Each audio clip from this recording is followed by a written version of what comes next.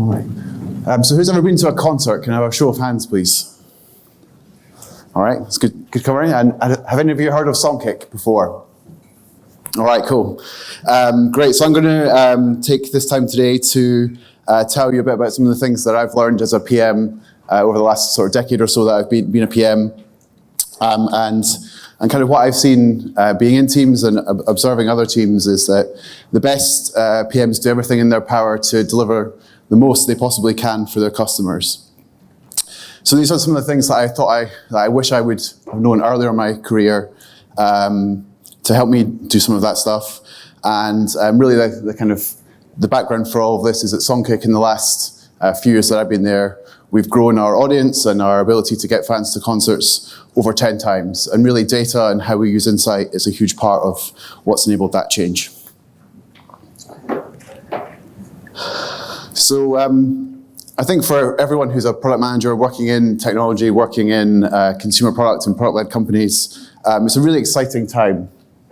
Small groups of people, perhaps a handful of people, can really have an impact on a huge number of customers, creating products that help people accomplish so much. Sometimes those products are a little bit better than what's out there. Sometimes they redefine and create categories. But you're kind of always dealing with customer expectations changing. That's a great challenge and an opportunity for everyone.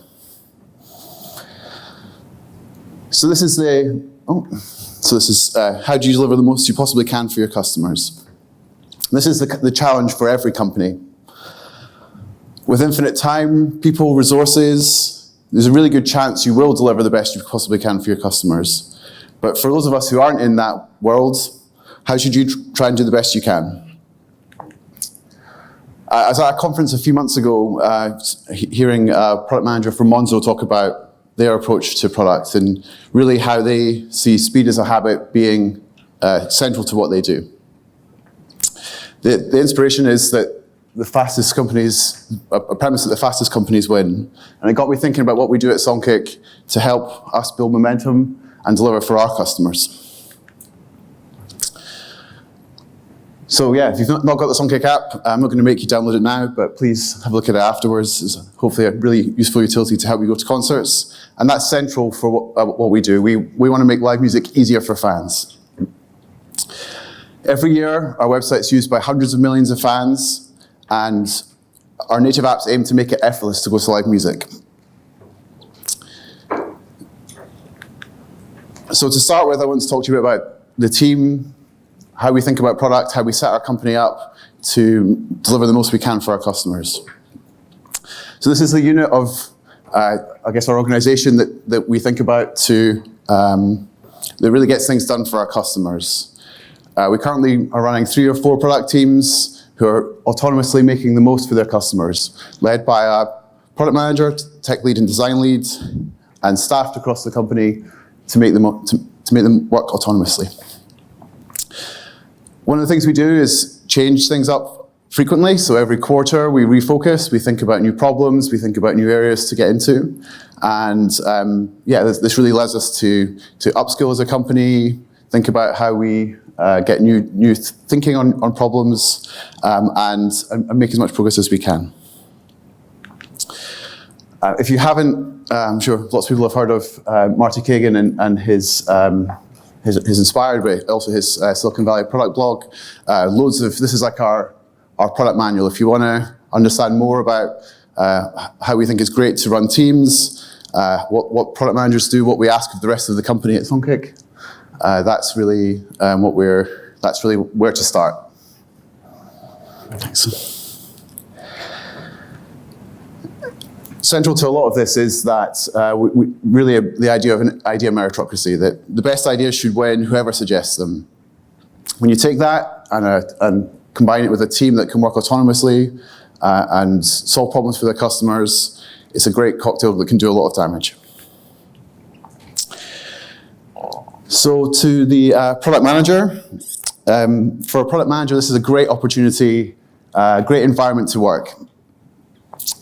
You're in a team with people with lots of skills, challenged to solve big problems, and they're empowered with powerful tools to create brand new things, to solve problems for our customers. Product managers aren't really individual contributors. And so as a product manager, your focus is really on about doing all the things that multiply your team's impact.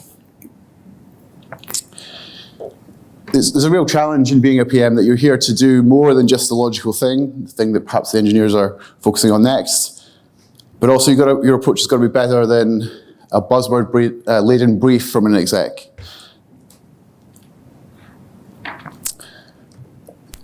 Everyone's seen it, heard about products that have failed. Sometimes people build products that nobody wants. The challenge for a PM is to make sure that never happens.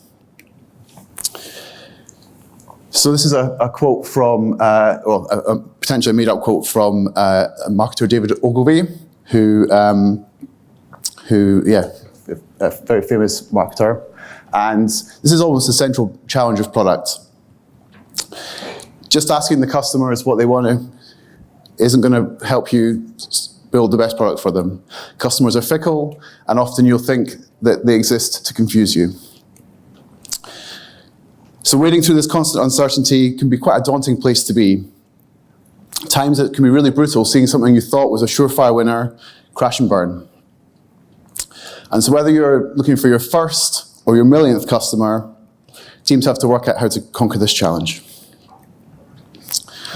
So it's great to hear Evelyn mention this before, build it and they will come. This is share her views on its unhelpfulness in building products. Actually, if you Google it, it comes from a 1980s film with Kevin Costner, where a baseball field is built in the middle of nowhere and called Field of Dreams. And really that kind of sums up why I think it's pretty useless.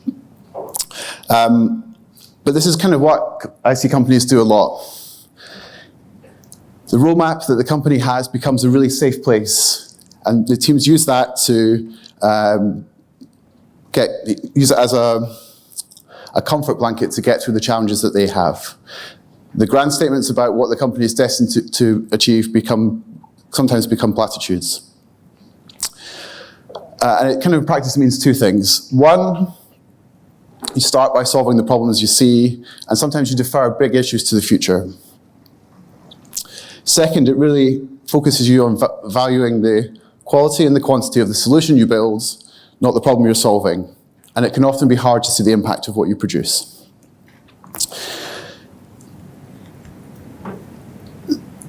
So in all of this, when we think about data and insight at Songkick, really it's about bringing enough reality into the product that you're building and the problem that you're solving. Lots of things that we perhaps don't talk about so much when we're thinking about product is individuals' biases, teams' biases, companies' biases, and reality is a great way of challenging the ones that aren't helpful. It also really helps you get closer to your customers, focusing on the reality of what's out there. The build it and they will come mindset, I think, really is probably most dangerous because it assumes that success looks like this. It assumes that in one big step to the future, things will be perfect, and that's simply not true. In my experience, it looks much more like this. I'm sure lots of people's experience as well. So if there's one thing you want to take away from today, I guess you've heard it twice now, there's so much better, you can think about things so much better than doing it this way. And that creates a bit of a challenge. What do you do instead? If you're not holding onto your roadmap as a comfort blanket and as a way of thinking through what comes next in the future, what are the things that you should do to embrace the most of this situation? So my suggestion is to absolutely not have a roadmap. And I'm only half tongue-in-cheek when I say make it up as you go along. In my view, the best teams have the most impact because they embrace being imperfect. Whether that's thinking about being clever with the constraints that they have, they've got to navigate complicated situations all the time. By doing this repeatedly, teams who think in this way get places that teams navigating with a roadmap never even know about. And they are able to do so much more for their customer and power on to do even more. So really it's about having a different set of defaults. It's about thinking about progress over perfection, explicitly learning and valuing that learning process. Taking lots of small steps, most of them forward, sometimes they go back. But really it's about using your skills as a PM to help making educated guesses, be okay making mistakes, and really understanding the impact of the things that you deliver.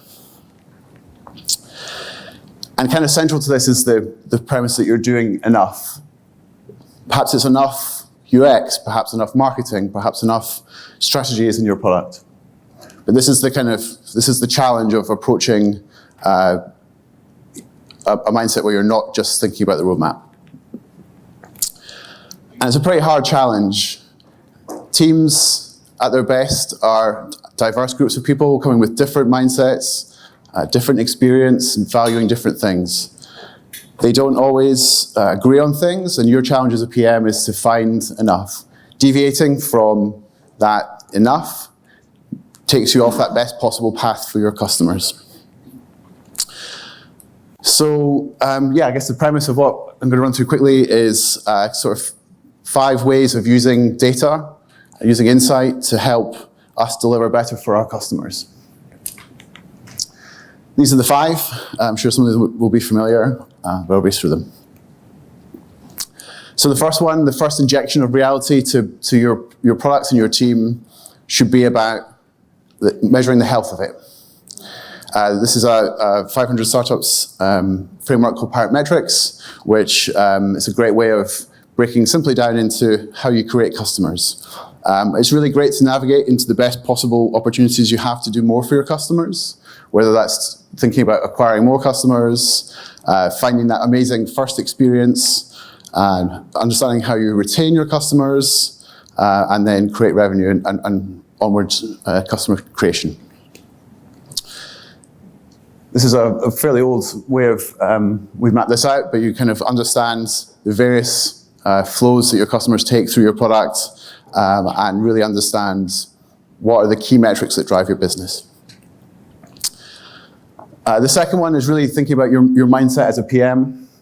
How do you help your team focus on the right problems? And there's 2 parts to it. One is that you take, I think you take a real clear understanding of your core metrics, of core things that you understand about how customers use your product, and outline them explicitly. Doing that really then helps you become a modeling and idea sizing machine, so you can use those rules of thumb to quickly understand where you can have the most impact. So for example, teams quite often use these at Songkick. These are just like data sheets, listing out some of their core metrics. It really helps you understand how do people use your product, how well it works, how well, in our case, things like we turn your music taste into concerts, for example. There's so many things here that help you understand where you can have the most impact. One of the things that I think I see people consistently do kind of not optimally, I guess, is thinking about retention in a certain way. So at Songkick, concerts, as I'm sure you all have different behaviors, aren't an everyday thing. Sometimes people go, maybe certainly in London and New York and Los Angeles, where we have a huge customer base, they maybe go to concerts once or twice a week, maybe slightly less frequently. In other places, maybe you go once every 2 or 3 or 5 years. And really that's a challenge when you think about retention in, was someone active on day 24, 28, or was someone active on day 60? That just doesn't fit with the customer's expectation around concerts. So instead, we look at customer lifetime much more closely. When someone, particularly because it helps us understand when someone has thought about going to a concert, has a desire to go and experience something new, they've turned to us, we learn more about that. So number 4, I think hear a lot about getting stuck in the local maxima, and that's often seen as a bad thing. It's often seen as an opportunity missed, and that in the grand scheme of things may well be true, but when you're in this situation, you never know if you are actually at the best possible place for your customers. It's probably going to take you a long, long time to find it. Lots of the stuff is maybe the 80-20 rule. Have you done the 20% that gets you 80% of the value? And really what that allows is if you embrace that and are comfortable with being at a local maxima, you can get onto the next biggest challenge your customers face. You can always come back. That's the best thing about software. You can always come back and solve this problem again. And then finally, testing. It's probably the biggest mindset change that I've seen happen over the sort of 10 years that I've been in product management, how impactful you can be by studying people's use of your product. Quite often you get impacted, you think about the features, kind of as Evelyn alluded to earlier, the features that you build. People really don't care about them. They care about how they're framed, they care about what they're positioned to users as, and really it helps you understand what your customers are thinking. There's plenty of examples at Songkick and previously in my career where subtly changing the framing of a feature, the wording in a UX has about much more impact, sometimes maybe 10 times more impact than building a new feature or changing the display. So PMs, this is the summary I think is important to take away. Product managers exist to supercharge the speed at which teams deliver for their customers. You as a PM should be free from the shackles of your roadmap. You should embrace being nimble and adaptive. In your team, build a shared understanding of enough and experiment with tools and frameworks to better understand your customers, your product, and have fun building products. Thank you.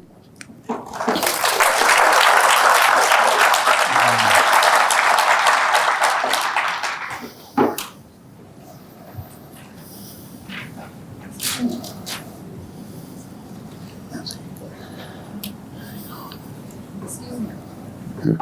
I found very interesting the 5 tools, but I didn't get it. So let's go back to 5 tools. Yeah. Can we?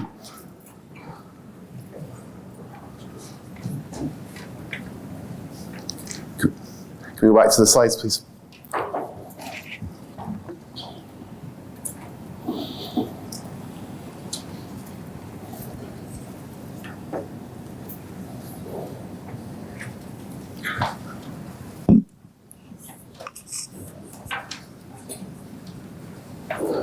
All right.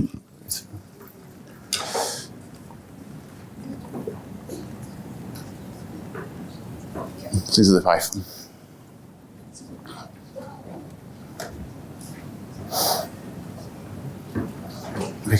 Do the questions, please.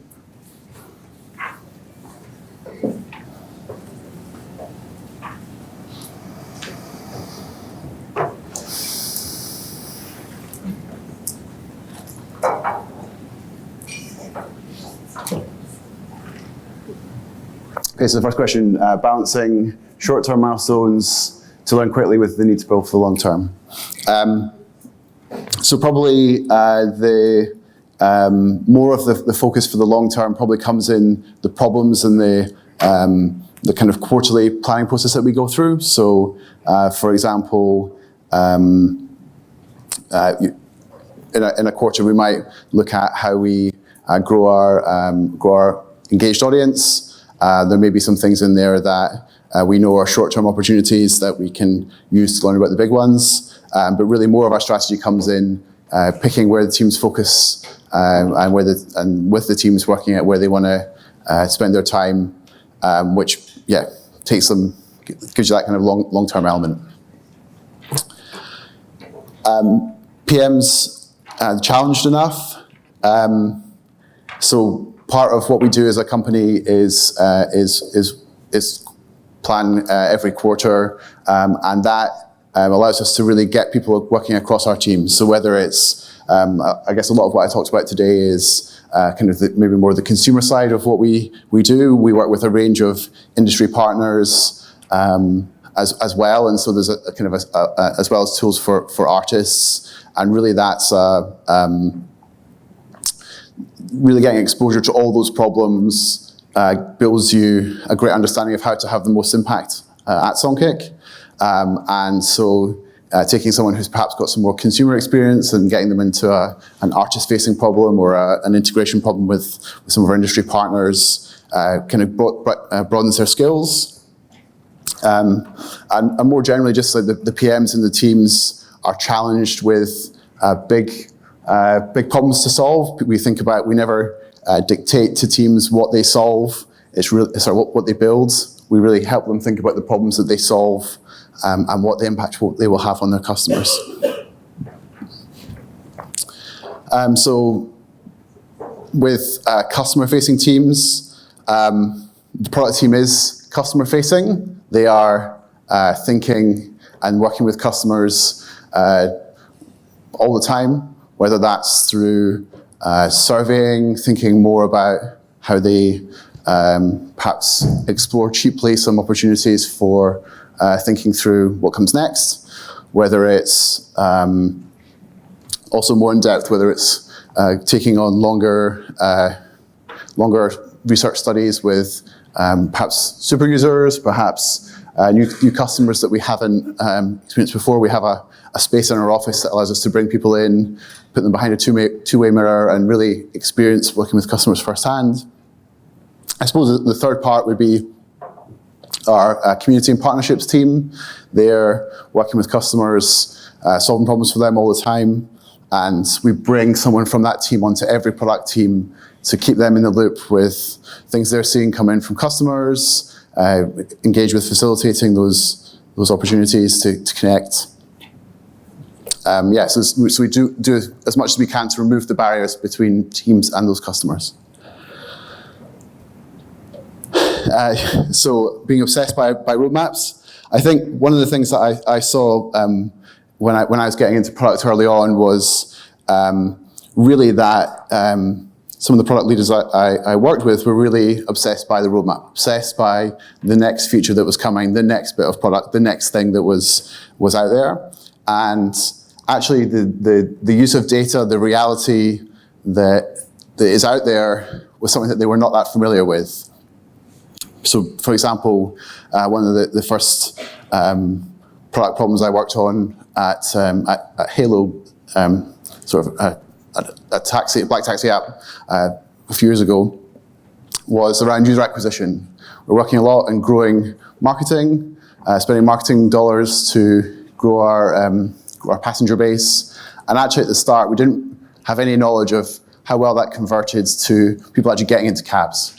Bringing that insight to the senior leaders, to the company, and really challenging them to think about if that's acceptable, really allowed us to solve that problem well.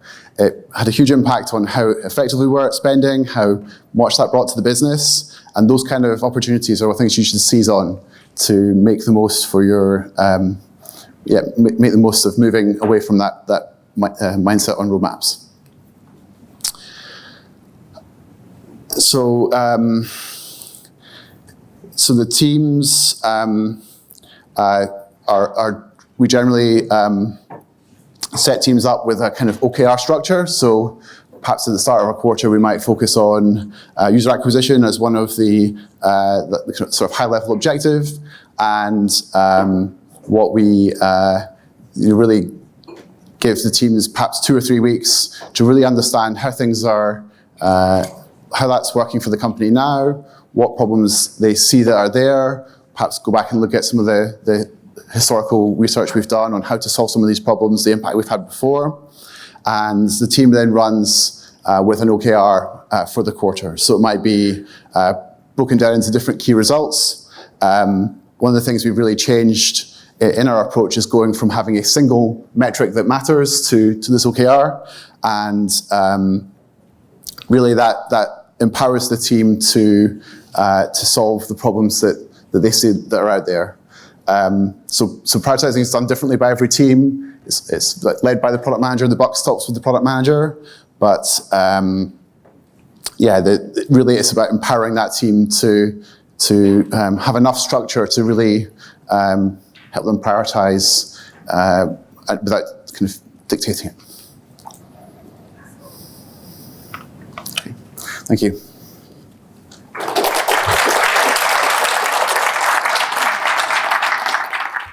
Thank you.